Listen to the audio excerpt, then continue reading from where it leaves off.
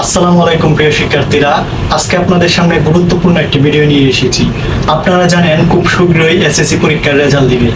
তো আপনারা কিভাবে অনলাইন থেকে মার্কশিট সহ এসএসসি রেজাল্ট বের করবেন সেটার ভিডিওই আপনাদেরকে দেখাবো। সো বন্ধুরা, বেশি কথা না বেরিয়ে চলুন ভিডিওতে চলে যাই। প্রথমে আপনারা আপনাদের ফোনের গুগল অ্যাপে চলে যাবেন। গুগল অ্যাপে চলে যাওয়ার পর সার্চ বারে ক্লিক করবেন।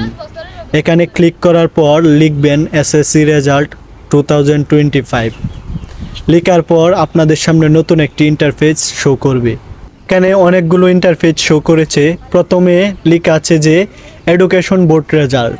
এটাতেও আপনি রেজাল্ট দেখতে পারবেন, কিন্তু এটাতে আপনার মার্কশিট দেখানো যাবে না। আপনি যদি মার্কশিট দেখতে চান তাহলে নিচেরটাতে ক্লিক করবেন, view result, click here education. এটাতে ক্লিক করার পর প্রথমে আপনাকে দিতে হবে যে নেম অফ এক্সামিনি, মানে আপনি কোন পরীক্ষা দিয়েছেন, এসএসসি নাকি জেএসসি নাকি দাখিল। এখানে এসএসসি যদি দিয়ে থাকেন তাহলে এসএসসি সিলেক্ট করবেন। নেক্সটে দেখেন লেখা আছে ইয়ার অফ এক্সামিনেশন, মানে আপনি কত সালে পরীক্ষা দিয়েছেন। আমি 2023 সালে দিয়েছি, তাই 2023 সাল সিলেক্ট করলাম। আপনি অবশ্যই 2025 সাল দিবেন। এরপর লেখা আছে নেম অফ বোর্ড। এখানে অনেকগুলো বোর্ড হবে, আপনি যদি মাদ্রাসার বোর্ডের হয়ে থাকেন মাদ্রাসা, আমি ময়মনসিংহ বোর্ডের, তাই ময়মনসিংহ বোর্ড দিলাম। দেন এখানে লেখা আছে যে টাইপ অফ রেজাল্ট, মানে আপনি কোন ধরনের রেজাল্ট চান।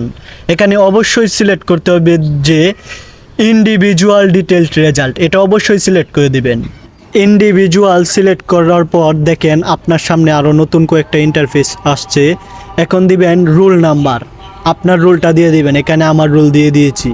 রুল দেওয়ার পর নিচে দিবেন রেজিস্ট্রেশন নাম্বার, অবশ্যই রেজিস্ট্রেশন নাম্বারটি সঠিকভাবে দিবেন। এরপর দেখেন এখানে লেখা আছে সিকিউরিটি কি 4 ডিজিট। এখানে 4টা সংখ্যা দেওয়া আছে, এই 4টা সংখ্যা অবশ্যই সঠিক করে লিখতে হবে। এরপর আপনি এখানে দেখবেন লেখা আছে নিচে ভিউ রেজাল্ট। ভিউ রেজাল্টে ক্লিক করার পরে আপনার মার্কশিট সহ রেজাল্ট চলে আসবে। দেখেন আমি এখানে 4.67 পেয়েছি, 2023 সালে এক্সাম দিছি। এখানে আমার মার্কশিট নিচে দেখা যাচ্ছে। আপনারা অবশ্যই এভাবে সঠিকভাবে দিলে রেজাল্ট বের হবে। সো বন্ধুরা, ভিডিওটি ভালো লাগলে অবশ্যই চ্যানেলটি সাবস্ক্রাইব করে পাশে থাকবেন। ধন্যবাদ সবাইকে।